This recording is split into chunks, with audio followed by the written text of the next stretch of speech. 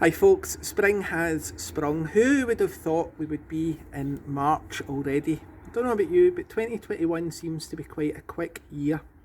I'm in my garden, so you can see the tree behind me, and thought it'd be good to be out here to look at the next character in our Lent series. Lent, of course, is a time where we would normally give up things to draw closer to God, and we're looking at people who knew Jesus and how they changed their life through knowing Jesus. I want to ask you something first though.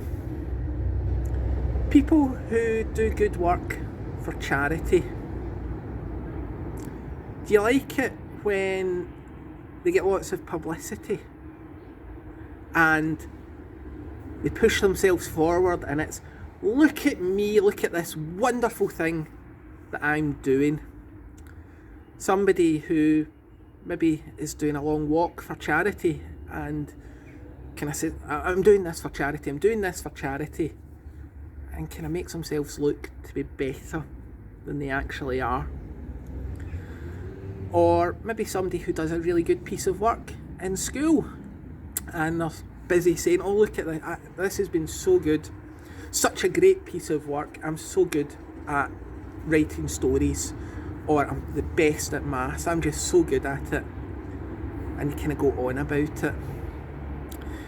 Well, today we're going to look at a lady in the Bible, and she quietly did something for Jesus. So much so that she's not actually named in the Bible. You sometimes see that. Our story is found in the Gospel of Luke in chapter 7, verses 36 to 50. Jesus actually had been invited to someone's house. He'd been invited to a Pharisee's house, one of the religious leaders. Remember last week with Nicodemus? But it wasn't Nicodemus that invited him. It was a Pharisee called Simon. Jesus names him, says Simon. And something strange kind of happens. This lady comes in and starts washing Jesus' feet. But she doesn't get a bowl of water out that we'd maybe expect. She starts crying. And she uses the tears to moisten his feet and to wash them that way. And then uses her hair to dry it.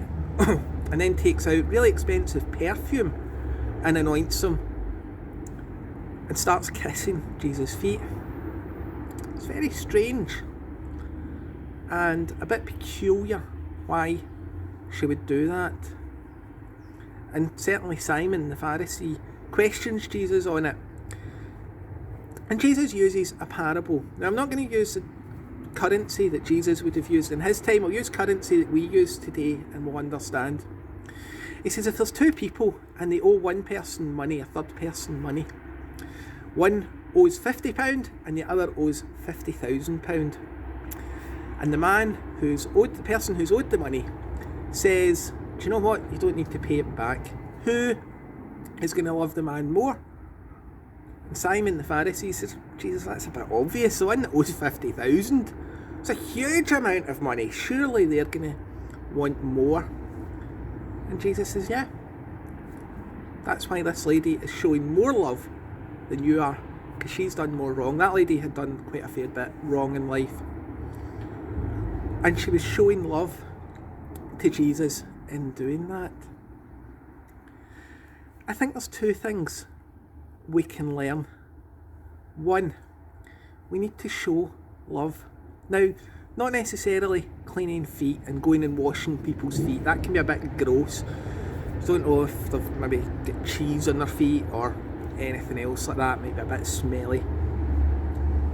And the reason why the lady washed Jesus' feet was because, unlike today where we've got lots and lots of shoes, I've got quite a few pairs of trainers, football boots, dress boots, brown boots, walking boots, slippers, quite a lot of shoes that help protect my feet, worn for different occasions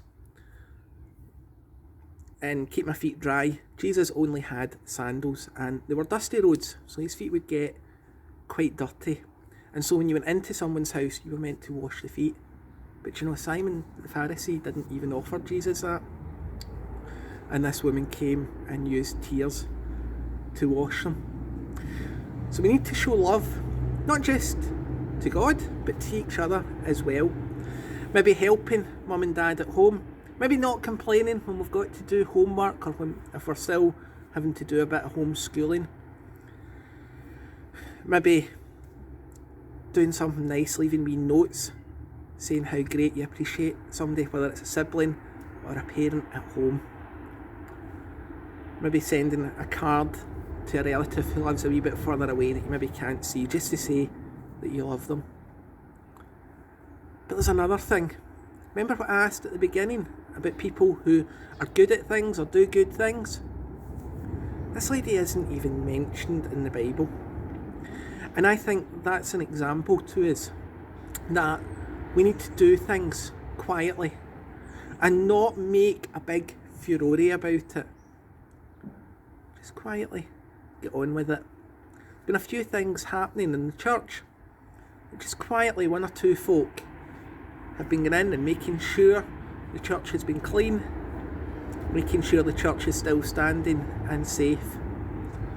And they're not making a big song and dance about it and putting themselves forward, look at me, aren't I so great? And so we give thanks for those people that do that. And I think, like the lady who washed Jesus' feet, we do these things out of love and out of humility. Let's come together in prayer and pray. Let's pray.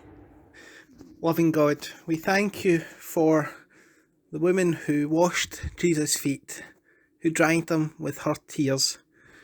We thank you that you forgive all our sins and help us to remember how much you have done for us. Help us to show that love to those round about us, whether at school, at home, or at work. Help us to remember not to do it for our own glory, but yours is a glory, Lord. Help us in this coming week, O Lord, in all that we do. In Jesus' name we pray. Amen.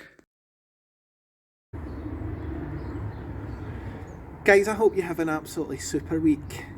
I hope those of you that are back at school continue to enjoy that. Hope homeschooling, I think this is the final week for those of you in primaries 4, 5, 6 and 7. And it becomes part-time for those of you at secondary school. Really hope and pray that goes well for you. And look forward to next week's video, which is on Mothering Sunday. So we'll look at somebody who knew Jesus then. See you next week. Bye.